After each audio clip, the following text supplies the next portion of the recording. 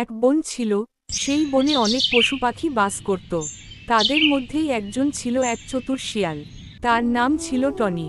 সে এক গুহার মধ্যে থাকত। টনি ছিল খুব অলস, কিন্তু খেতে সে খুব ভালোবাসত। একদিন টনির খুব ক্ষুধা পেল। সে সারাদিন কিছুই খায়নি। ক্ষুধায় তার পেট কুঁকড়ে যাচ্ছিল।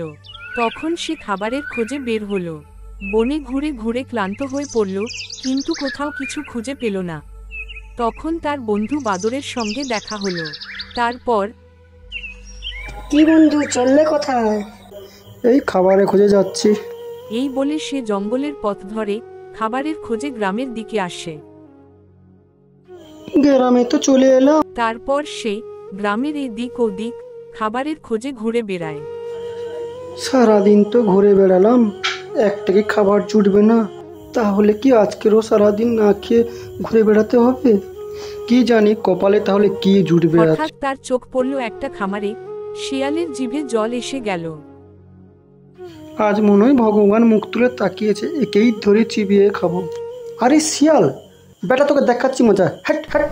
ওরে বাবারে, পালা, প্রাণ বাঁচলে পরে খাবো। তারপর অবশেষে ক্ষুধার্ত পেটে প্রাণ বাঁচিয়ে গ্রামের পথ ধরে ছুটে চলে জঙ্গলের পথে।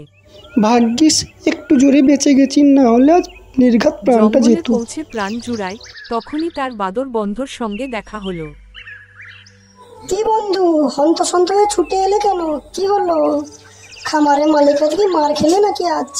আর বলো না বন্ধু, একটু জন্য বেঁচে গেছি, না হলে নির্ঘাত মারা যেতাম আজ। তারপর চলে গো সে আজ। গুহার দিকে জঙ্গলের পথ ধরে চলতে থাকে।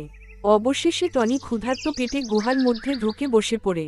এইভাবে টনির সারা দিন কাটতে থাকে।